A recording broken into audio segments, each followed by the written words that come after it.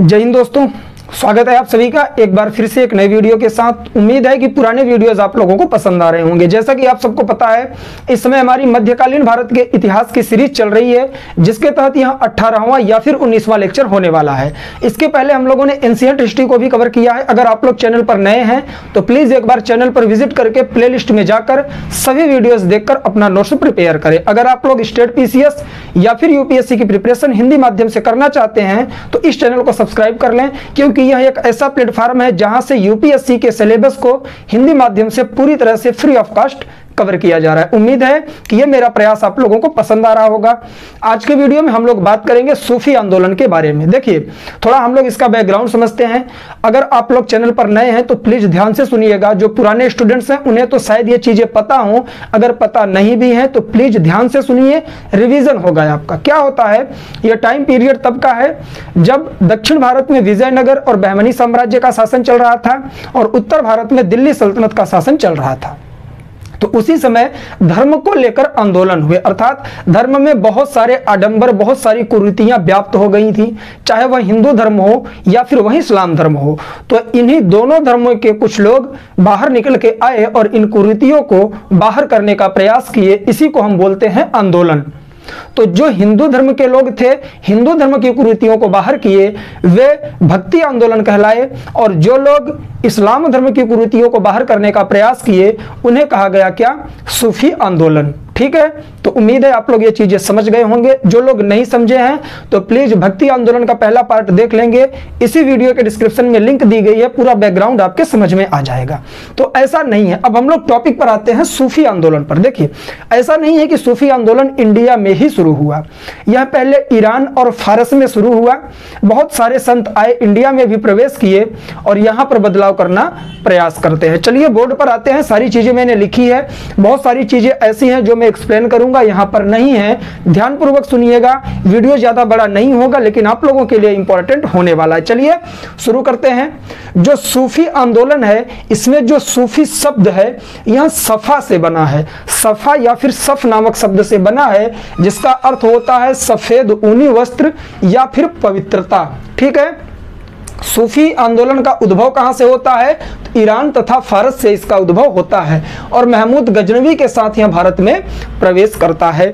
महमूद गजनवी भारत में कब प्रवेश करता है, तो 1000 ईस्वी के करीब यहां प्रवेश करता है और भारत में बहुत सारे आक्रमण भी करता है। सब पर हम लोगों ने डीपली वीडियो शूट किया है। उम्मीद है कि आप लोगों ने वो वीडियोस देखे होंगे। जैसे कि हम लोगों ने अभी बात किया बहमनी साम्राज्य, विजयनगर साम्राज्य, दिल्ली सल्तनत, इन सबका वीडियो आपको प्लेलिस्ट में मिलेगा। प्लीज एक बार जाके आप लोग देख लेंगे, तभी सारी चीजें क्लियर होंगी। तो महमूद गजनवी के साथ सूफी लोग भारत में प्रवेश कर जाते हैं और यहां से एक प्रश्न बनता है कि भारत में आने वाले पहले सूफी संत कौन थे, तो उनका नाम है शेख इस्माइल। और ये जो शेख इस्माइल हैं यह लाहौर क्षेत्र में आते हैं। जैसा कि आप सबको पता है, 1947 में भारत हमारा आजाद होता है। उसके बाद भारत और पाकिस्तान नामक दो कंट्रियां अलग होती हैं, लेकिन पहले पाकिस्तान भी हमारे भारत का ही हिस्सा था। तो लाहौर हो गया, बलूचिस्तान हो गया, सिंध हो गया, पंजाब हो गया, ये सब हमारे भारत के अंतर्गत ही आते थे। और आप सबको पता होगा, मैंने मैप के माध्यम से भी आप लोगों को समझाया है कि जो इंडिया है उसमें हमेशा से जो बाहरी आक्रमण हुए हैं वह उत्तर पश्चिमी क्षेत्र से हुए हैं, खैबर दर्रे के करीब से। ठीक है, तो उसी दर्रे से लोग आते थे, उत्तर पश्चिम क्षेत्र से, और सिंध तक ही सीमित हो जाते थे पहले के लोग। ठीक, तो ये जो पहले संत आए थे ये लाहौर में ही सीमित हो गए, क्योंकि अगर लाहौर को आज भी आप लोग देखें वर्ल्ड मैप पर, जो पाकिस्तान में है, तो इंडिया के उत्तर पश्चिमी क्षेत्र में पड़ता है। ठीक, तो जो ये संत आए थे शेख इस्माइल थे, इनका नाम याद रखेंगे। और उस समय जो सूफी आंदोलन था, सूफी मत के अनुसार जो संत होते थे उन्हें पीर कहा जाता था। आप लोग कई जगहों पर आज भी देखते होंगे पीर बाबा की मजार, तो ये सारी चीजें आपको समझना पड़ेगा। तो जो सूफी संत हुआ करते थे उन्हें पीर बोला जाता था, और जो उनके शिष्य होते थे उन्हें मुरीद कहा जाता था। एक बार एसएससी में यह प्रश्न बना है, मुरीद और पीर को लेकर कि पीर किसे कहा जाता था या फिर मुरीद किसे कहा जाता था। या फिर एक प्रश्न ऐसे बना था आपके CHSL में कि जो सूफी आंदोलन के संत थे या फिर सूफी मत के जो संत थे उन्हें किस नाम से या किस उपाधि से जाना जाता था? तो उन्हें पीर की उपाधि से जाना जाता था और उनके शिष्यों को मुरीद के नाम से। ये जो सूफी भारत में प्रवेश किए इनके दो वर्ग थे। जैसे हम लोगों ने भक्ति आंदोलन को पढ़ा, भक्ति आंदोलन की भी दो शाखाएं थी, निर्गुण भक्ति शाखा, सगुण भक्ति शाखा।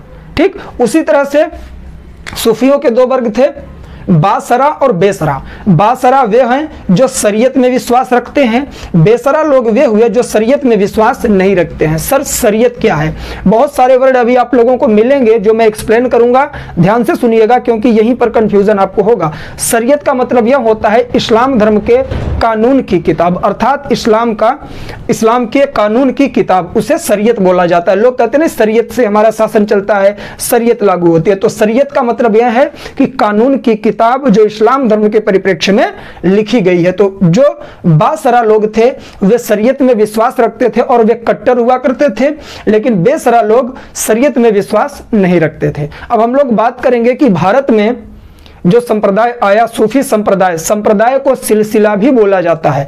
सिलसिला को आप ग्रुप भी बोल सकते हैं, संप्रदाय भी बोल सकते हैं, समूह भी बोल सकते हैं। ठीक, क्योंकि हम लोग सूफी का पाठ पढ़ रहे हैं, सूफी आंदोलन का लेक्चर देख रहे हैं, तो हम लोग सिलसिला नामक वर्ड यूज करेंगे। ठीक है, चलिए।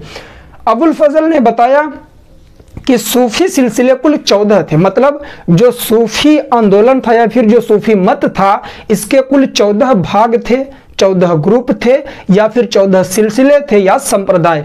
सिलसिले, संप्रदाय और ग्रुप एक ही नाम है। ठीक है, तो अबुल फजल ने बताया कि कुल 14 सिलसिले सूफियों के थे, लेकिन हमें वे पढ़ना है जो भारत में प्रवेश किए थे, क्योंकि हम यूपीएससी की प्रिपरेशन कर रहे हैं। ठीक है, आप लोग यूपीएससी के हिसाब से लेक्चर देख रहे हैं, कोई भी वनडे एग्जाम होगा इससे बाहर प्रश्न नहीं बनेगा। ठीक, ध्यान देंगे। अगला वीडियो जो हमारा आएगा वहां से हम लोग मुगल वंश को स्टार्ट करने वाले हैं। तो भारत के प्रमुख सिलसिले हम लोग देखेंगे। सिलसिले का मतलब आप लोग समझे ग्रुप की, जो सूफी आंदोलन चला इसके ग्रुप कितने थे या फिर संप्रदाय कितने थे। सिलसिला, संप्रदाय, ग्रुप, समूह, ये सब एक ही वर्ड के लिए यूज किया जाता है। तो पहला आता है चिश्ती सिलसिला, सबसे प्रमुख था। तो भारत में चिश्ती सिलसिला आया, इसके पहले यह ईरान में विख्यात था। तो ईरान में चिश्ती सिलसिला के संस्थापक कौन थे? ख्वाजा अबू अब्दाल चिश्ती। तो इन्होंने ईरान में चिश्ती संप्रदाय की स्थापना की, लेकिन भारत में ख्वाजा मोइनुद्दीन चिश्ती ने क्या किया? चिश्ती संप्रदाय को प्रसारित किया। ठीक, अगर प्रश्न बने चिश्ती सिलसिले का संस्थापक कौन है, तो वह है ख्वाजा अबू अब्दाल चिश्ती, जिसने कहां पर किया था? ईरान में। लेकिन भारत में किसने किया चिश्ती संप्रदाय को प्रसारित? तो उनका नाम था ख्वाजा मोइनुद्दीन चिश्ती। इनके बारे में हम लोग पढ़ेंगे आगे। देखिए, ये मोहम्मद गौरी के समय भारत आए थे 1192 में। 1192 की तारीख से आप लोगों को कुछ पता चला? जब हम लोग पढ़ रहे थे क्या? दिल्ली सल्तनत, उस समय हम लोगों ने क्या पढ़ा था?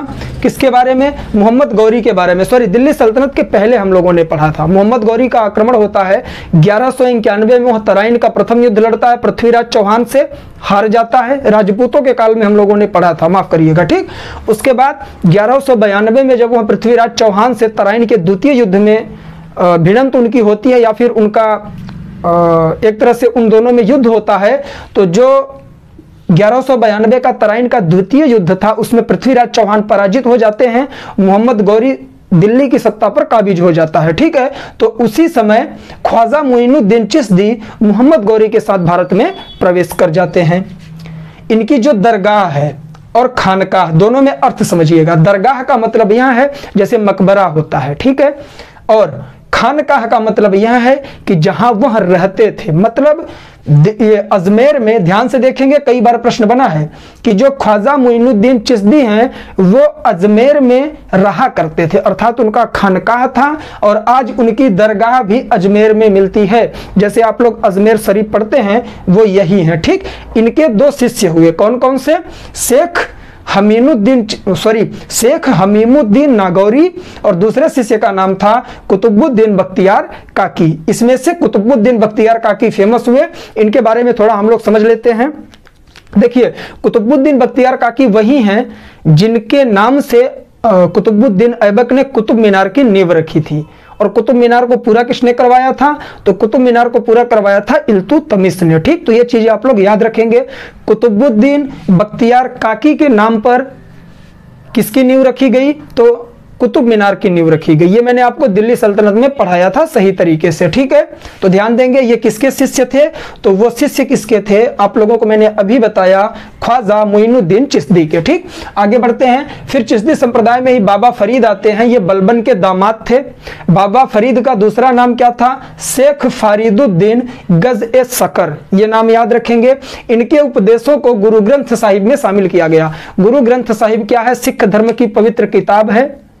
उसमें चिश्ती संप्रदाय के गुरु, जिनका नाम क्या है? बाबा फरीद, अर्थात बाबा फरीद नामक संत के द्वारा दिए गए उपदेशों को गुरु ग्रंथ साहिब में भी शामिल किया गया है। ऐसा नहीं है कि गुरु ग्रंथ साहिब को इन्होंने लिखा है, ऐसा बिल्कुल मत सोचना आप लोग। गुरु ग्रंथ साहिब सिख धर्म की पवित्र पुस्तक है, उसमें बाबा फरीद के द्वारा दिए गए कुछ उपदेशों का वर्णन किया गया है, ठीक। फिर आगे बढ़े। शेख निजामुद्दीन औलिया। शेख निजामुद्दीन औलिया मोस्ट इंपॉर्टेंट, ध्यान से पढ़िएगा। ये कौन थे? तो बाबा फरीद के यहाँ शिष्य थे, ठीक है। चिश्ती संप्रदाय के सबसे लोकप्रिय व्यक्ति यहाँ हुए या संत हुए। इनका जो खानकाह अर्थात रहने की जो जगह थी वह दिल्ली थी। यह सुल्तान या फिर शासकों से मतलब नहीं रखते थे। देखिए चिश्ती संप्रदाय के जितने भी संत आप देखेंगे वे हमेशा सत्ता से दूरी बनाए रहते हैं। ऐसा कहा जाता है कि जलालुद्दीन खिलजी और अलाउद्दीन खिलजी किससे?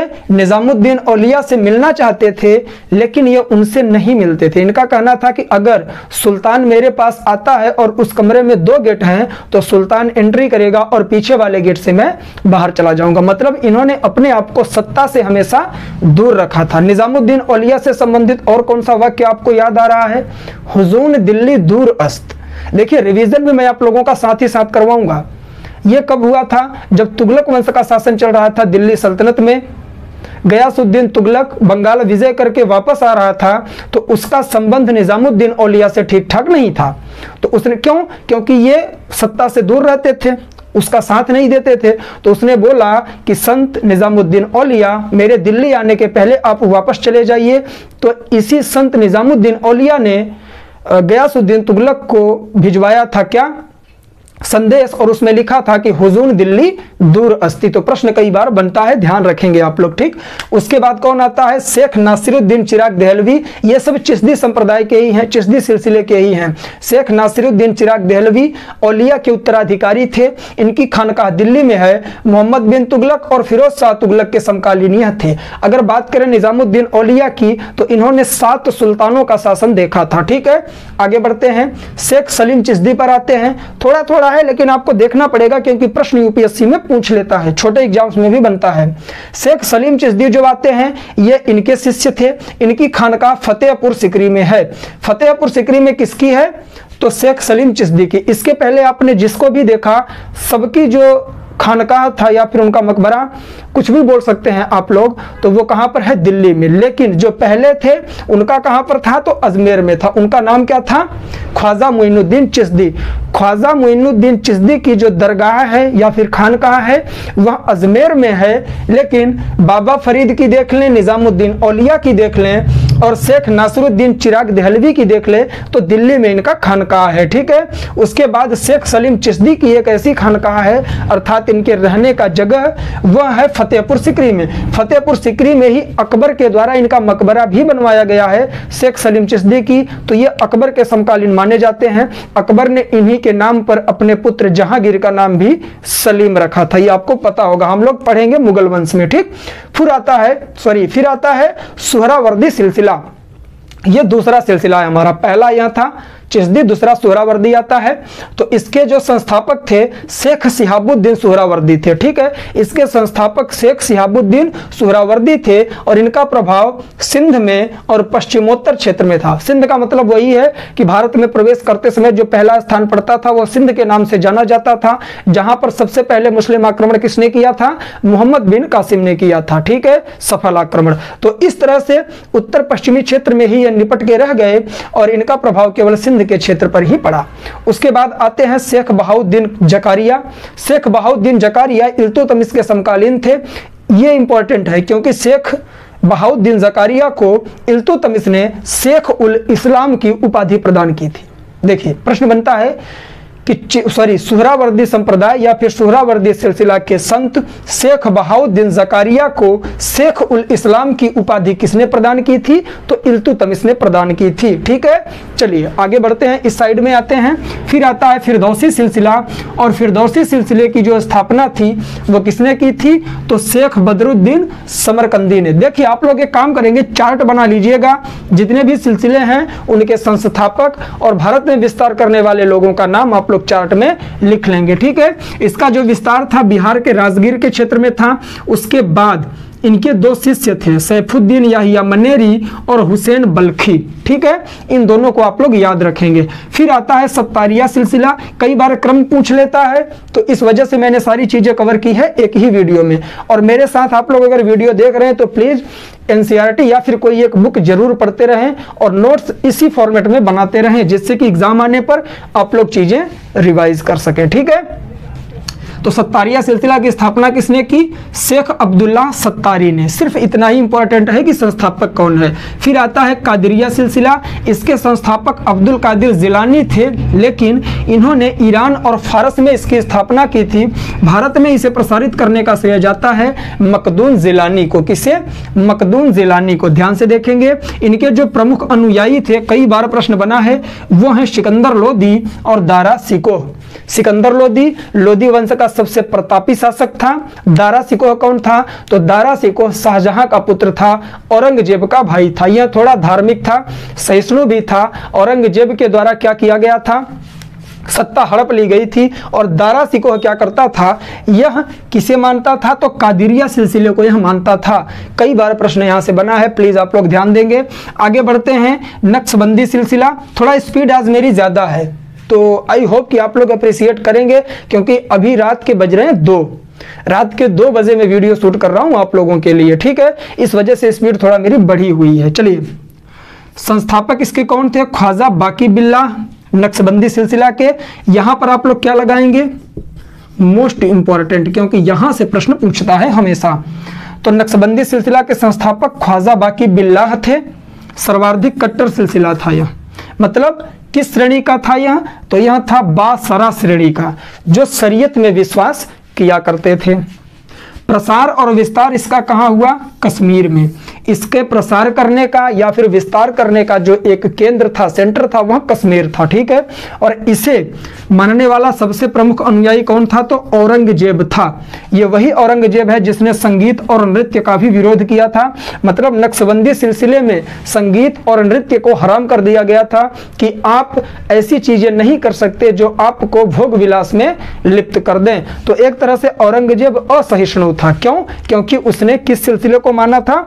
नक्शबंदी सिलसिले को। तो उम्मीद है कि आज का वीडियो आप लोगों को पसंद आया होगा। स्पीड थोड़ी मेरी ज्यादा थी, चीजें जितनी करनी चाहिए मैंने एक्सप्लेन नहीं की है, बट आई होप कि आप लोग इसे अप्रिशिएट करेंगे।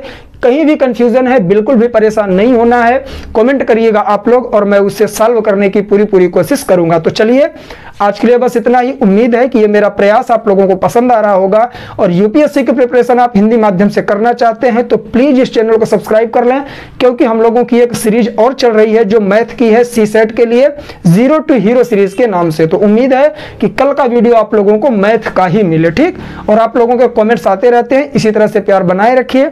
मिलेंगे नेक्स्ट वीडियो में, तब तक के लिए जय हिंद, जय भारत, बाय बाय। आप लोग अपना ख्याल रखें, पढ़ाई लिखाई करते रहें।